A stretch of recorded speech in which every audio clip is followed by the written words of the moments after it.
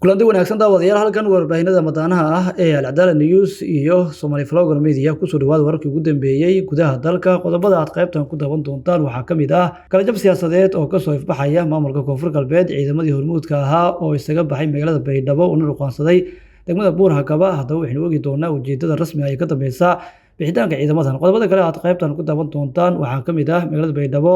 oo maanta martigelinaysa soo dhaweyn siyaasadeed oo aad u culus xogta madaxtinimada Sheekh Aadan Madoobe ee Koonfur Galbeed oo loo go'aamiyay wararkii ugu dambeeyay ee safarka Aadan Madoobe ayaynu eegi doonaa qodobada kale aad qaybtan ku daawan doonto waxaa ka mid ah xogta darbiyaal Soomaali ah oo ku nafgaayay xeebaha dalalka Algeria iyo Spain haddaba waxaynu eegi doonaa wararkii ugu dambeeyay ee khasaaraha ka dhashay doon halkaasi ku qalibatay haddii aad nagu soo daawadeen ugu soo biir haddii aad horna joogto ku mahadsan tahay laakiin muuqaalka sina share kare waa hagaag aan ku bilaabo ciidamo iyo mas'uuliyiin ka soo jeeda degmada Buur-Hakaba oo hormuud ka ahaa isbeddelkii siyaasadeed ee ka dhacay maamulka Koonfur Galbeed ayaa maanta si rasmi ah uga baxay magaalada Baydhabo kadib markii ay muujiyeen carro xooggan oo ka dhalatay in aan loo magacaabin xilal iyo dixgelin ay lahaayeen ama ay filanayeen ciidamadan ayaa sheegay in ay ahaayeen lafdhabartii dagaalkii lagu kalay magaalada Baydhabo isla markaana ay bixiyeen askarta ugu badan ku nafwaayay dagaalkaasi waxay xuseen in kastoo ay door muuqda ay ka qaateen guusha la gaaray haddana aysan helin abaalmarintii ay mudnaayeen sida xilal dhaqaale iyo qadarin rasmi ah mas'uuliyiin ka tirsan maamulka Buur-Hakaba ayaa tilmaamay in dareenka niyad-jabka ah ee soo food saaray uu salka ku hayo sida ay u arkaan in la iska indhatiray kaalintii ay ku lahaayeen isbeddelkii ka dhacay maamulka Koonfur Galbeed ee xilka laga duuray Cabdicasiis Xasan Maxamed Laftakareen degmada Buur-Hakaba ayaa horey u ahayd goobihii ugu horeeyay ee lagu soo dhaweeyay mucaaradkii iyo ciidamadii la abaabulayay ka hor weerarkii Baydhabo lagu qaaday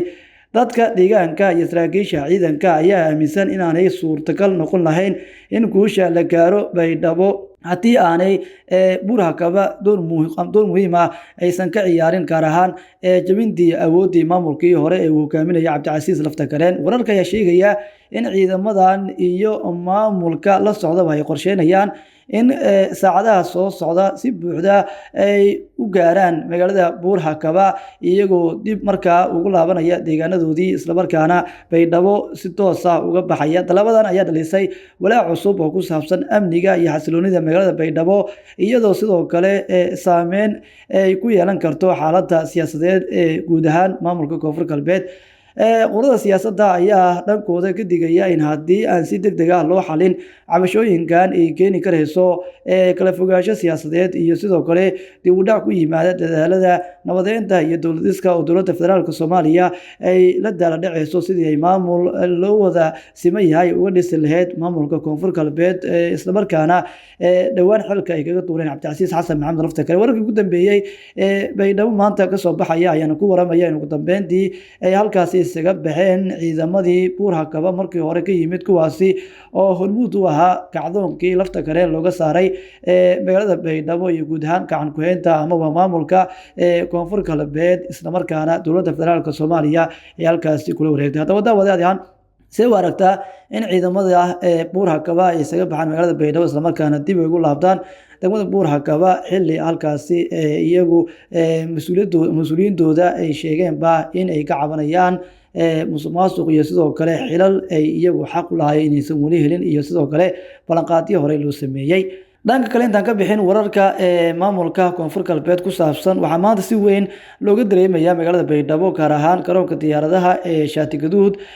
soo dhaweyn ballaaran oo la filayo in halkaasi uu ku gaaro Sheekh Aadan Madoobe waxaana soo dhaweyn heer sare ah halkaasi loogu sameeyaa gudoomiyaha baarlamaanka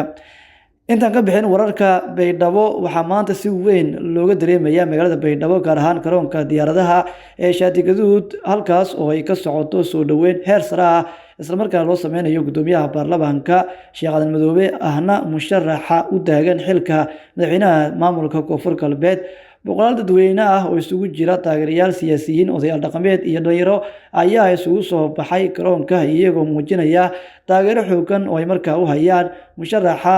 Koonfur Galbeed dadka ayaa lulaya calamo boorar ay ku xardhan yihiin halku dhigyo taageero u ah Aadan Madoobe waxaana hawada ka yeeraya sacab iyo sawaxan muujinaya siday markaa usoo dhaweynayaan amniga garoonka iyo wadooyinka ku xeeran ayaa si weyn loo adkeeyey iyadoo ciidamo kala duwan ay markaa sugayaan ammaanka si loo hubiyo in munaasabada soo dhaweynta ah ay u dhacdo si nabad ah. mas-uuliyiin ka tirsan maamulka koonfur galbeed, xildhibaano iyo xubno ka tirsan golayaasha dowladda ayaa qayb ka ah soo dhaweynta, kuwaasoo si rasmi ah uga qayb qaadanaya munaasabada. waxaan la filayaa in musharaxu uu khudbad kooban uu jeediyo marka uu soo gaaro magaalada Baydhabo, isagoo markaa ka hadli doona qorshihiisa siyaasadeed iyo himiladiisa ku aadan hogaaminta koonfur galbeed. soo dhaweyntan ayaa qayb ka ah ololaha siyaasadeed ee ka socda deegaanada koonfur galbeed, iyadoo murashaxiinta kala duwan iyaguna dhankooda halkaasi ay ka wadaan diyaargarow ku aadan doorashooyinka la filayo dhowaan inay ka dhacdo magaalada Baydhabo ee maamulka koonfur galbeed Soomaaliya. dhanka kale ilwareedyo siyaasadeed ayaa warbaahinta u sheegay in Aadan Madoobe loo diyaarinayo inuu noqdo musharaxa ugu culus ee xilka koonfur galbeed, iyadoo qaar ka mid ah siyaasiyiinta maamulkaasi ay arrinkan ama waa ay arkaan musharax ay dhabarka ay ku sidato villa Soomaaliya. arrintan ayaa tartanka ka dhigaysa mid aan u muuqan mid furan, gaar ahaan maadaama Baydhabo ay hadda ku jirto xaalad kala guur ah. dowladda federaalk Soomaaliyana ay saameyn xooggan ay ku leedahay arrintaasi. ra-iisul wasaare Xamse Cabdi Barre ayaa bishan horaanteedii waxaa ku-xigeenkiisa Jibriil Cabdirashiid Xaaji Cabdi uu u magacaabay hogaamiye ku-meel gaar ah oo koonfur galbeed ah si uu markaa uu maamulka usii wado inta la gelayo doorasho, islamarkaana uu imaanayo madaxweyne maamulkaasi hogaaminaya. siyaasiyiin ka tirsan koonfur galbeed ayaa sheegaya in Aadan Madoobe loo arko guuleyste lasii saadaalinayo, maadaama uu haysto taageerada xarunta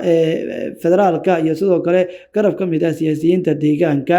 xog ay heshay warbaahinta ayaa sheegaysa in madaxweyne xasan sheekh maxamuud uu ku qanciyey agaasimihii hore ee villa Soomaaliya ahna saaxiib aad ugu dhow xuseen sheekh maxamuud inuu tartanka uga haro Aadan Madoobe, iyadoo sidoo kale loo qanciyey in uu qabto xilkii uu baneeyey Cabdiraxmaan Odawa, kaasoo isagu xogeyaha guud ee ururka JSB isagu ahaa. xuseen sheekh maxamuud ayaana markaan loo dalacsiiyey inuu si rasmi u noqdo xogeyaha guud ee ururka cadaaladda iyo wadajirka JSB ee uu hogaamiyey madaxweyne xasan sheekh maxamuud. dhaqdhaqaaqa Baydhabo ayaa dhanka kale ku soo aadaya xilli villa Soomaaliya iyo xafiiska ra-iisul wasaaraha ay weli ka gaabsanayaan isku shaandheyn ballaaran oo muddo la hadalhayay in lagu sameeyo golaha wasiirada ee xukuumadda federaalk Soomaaliya. haddaba daawade sidoo aragtaa soo dhaweynta ka socota Baydhabo ee ku aadan Sheekh Aadan Madoobe, kaasi oo si rasmi ah loo shaaciyey inuu yahay musharaxa u taagan maamulka koonfur galbeed, isla markaana ay wadato dowladda federaalk Soomaaliya. haddii aad naga soo gaartay ilaa dhamaadka muuqaalka, waad ku mahadsan tahay. laagtar muuqaalkaasiina sheer kare kuna soo biir barayayna bulshada.